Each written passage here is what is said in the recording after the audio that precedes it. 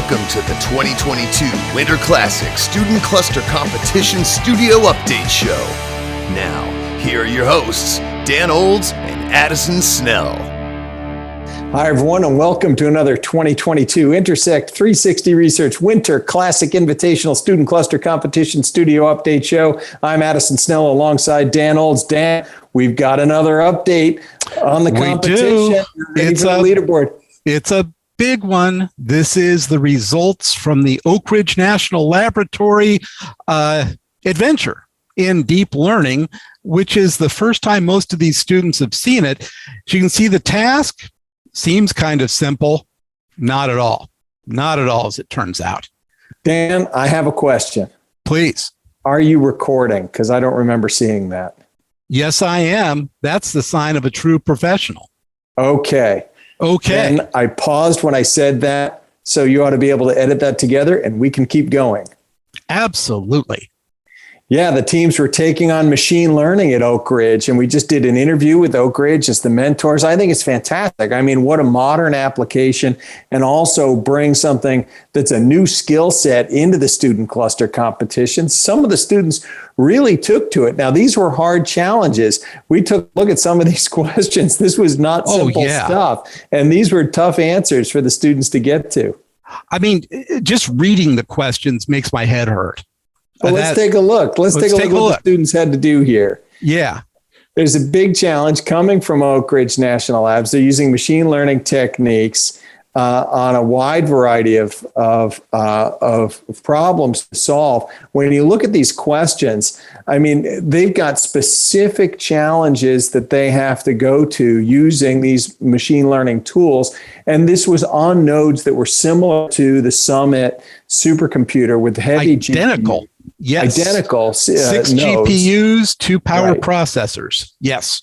And they're given data sets, and not just to run it, but now what's the optimal number of principal components? What are the values of the eigenfunctions? This comes off as like a final exam type of quiz. So there was definitely a big challenge in front of these kids, not only to learn how to use the tools, learn how to use the clusters, but find the optimal solutions to some very specific questions. And this is the first time they've used these tools, the ARTS tools and that data set from the Millennium Project and unfamiliar hardware. This is a big challenge. This was tough. And I got to tell you, early on, I had my fears that this could be an enormous train wreck. But and it was tough early on. Now there was there were training materials available. Oak Ridge did a lot of training. It was just early in the week. The students hadn't gotten yet to where they were submitting answers to these things. But then by the end of the week, a lot of the teams did very well. Should we take a look at the results? Let's take a look at the detailed Oak Ridge results. And, you know, as typical, we see some teams that didn't turn in because that just happens in cluster competitions. Yeah, 3 teams at the bottom couldn't get it. We were just saying this is a tough challenge.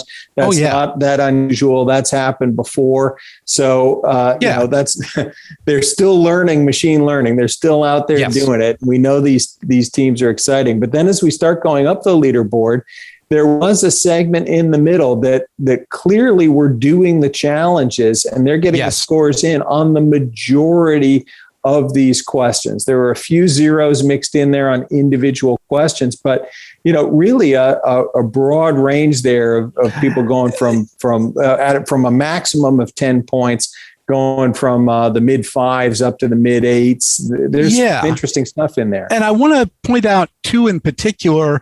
One that Florida A&M underperformed on this. They're usually much better, but it was only one question that threw them. They were perfect all the way through to that last question, number 7, that was worth 3 big points, which is a big deal. Fayetteville, good job. Yeah, nice job from Fayetteville coming up. Yeah.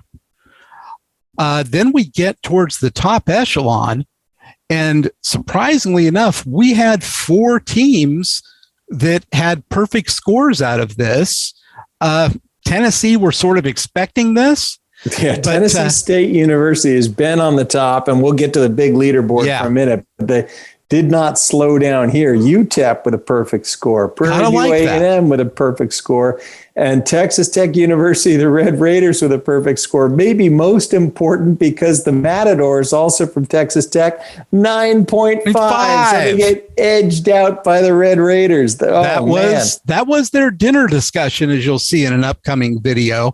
But the thing I really like about these top teams, particularly El Paso and Prairie View, is when you look at some of the stats that I get a chance to look at on some of the challenges, they're all logged in. All of the team members are all logged in. They're all submitting jobs. They're all working together as a team. Same thing with Red Raiders and the Matadors. It's very good to see because that's what we're aiming for in this competition. All right. Well, should we go to the big board and see what the total update on the leaderboard is? I can't wait. Going to the big board now.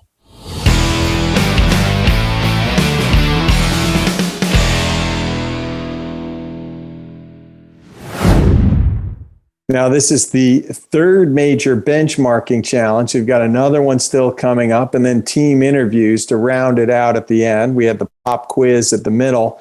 But So down at the bottom of the leaderboard, not a lot of change so far. Now, these teams are still in it. They're still swinging away, and we'll see how they do on AWS. But watch as this comes in. We've had 6 place changes in this module, which is more than we've had in any other module. This has been the most helpful or damaging, depending on who you are. In terms the golf of places. world, they call this moving day. This is moving day. Good call. Good pull. So as we're moving up, it really gets interesting once you hit 400 points with the Matadors. You hit 400 points with the Matadors, and then beyond that, it's really a very tight leaderboard. Now, Prairie View A&M, the difference between 100 points and 95 points was enough to flip them in the order, with Prairie View A&M moving up. And then it's another very short hop now to Florida A&M, which had been up higher, but as you pointed out, they missed on the one question here. One question, sent them down a little bit below UTEP, below the Red Raiders. And, that's they very dropped, tight. They dropped 2 slots. They dropped 2 spots. And then Texas Tech, the Red Raiders, and then UTEP with their perfect scores. It's very tight there. From 2nd place down to 6th place is a difference of less than 40 points. It's incredible. And you look at a team like UTEP that had been previously, after the first module, they were 6th. And they weren't a strong 6th, but they max out the pop quiz. And they do very well on NASA. And then they do, perfect on this. And look what it gets you. It gets you into, a solid 4th place, and they're breathing down the throats of 3rd place and 2nd place. I mean, UTEP you're talking about is in 3rd place. I'm talking about UTEP, but I'm looking at, UTEP. But again, they started at 6th. And that's right. And now they're in 3rd. Deal. And it's really just that HPCG score that makes a big difference there. And then, of course, at the top, we've been talking about Tennessee State. We're still talking about Tennessee State. Are you bored talking about Tennessee State yet? I'm not bored talking about this team. I'm kind of amazed, actually. Yeah, but they're humble because they had their first meal at Applebee's. They were eating good, and they were, in fact, 2 separate Applebee's. That was a fun video. It was a great video. Second meal, Whole Foods. All right, there you go. So humble. They're not going out to the steak place. I like the Whole Foods. That's fine. I do too. Well, I know I can't stand Whole Foods actually, but big old handful of kale. Good job. All right. So Tennessee State solidifying 1st place. They're now more than 50 points ahead. Well, they were already more than 50 points ahead. Yeah. They matched Texas Tech, Red Raiders, and UTEP on that one. So the gap there stays the same. Florida A&M fell back 2 spots, but we know that this is all within reach. There's still a big challenge and the team interviews left. What's up next? We have AWS for another 100 points, doing some CFD, computational fluid dynamics, which is near and dear to the HPC heart. Big favorite of yours. That's Big right. favorite of yours. And as Chris Willard said, I'll tee you up for that. Chris Willard always said, God loves fluids. He does. He does. And hopefully he will grin down on some of these teams. Because, if grin across, he's not dead. He's just retired. No, Dan. Exactly. Well, I was talking about God. Okay, God. Yeah. God. Yeah. Or Chris, either one. Yeah, but God's not retired. No. If you've got 400 points in this competition, you're in it. Poised to do anything except maybe take down Tennessee State. You're in the trophy talk. All right. Which reminds me, we got to get some trophies. Put that on my to-do list. But yeah, so they've got AWS. Then we have the grueling judges interviews. Then we find out what happens. And that's going to be on April 15th, Friday.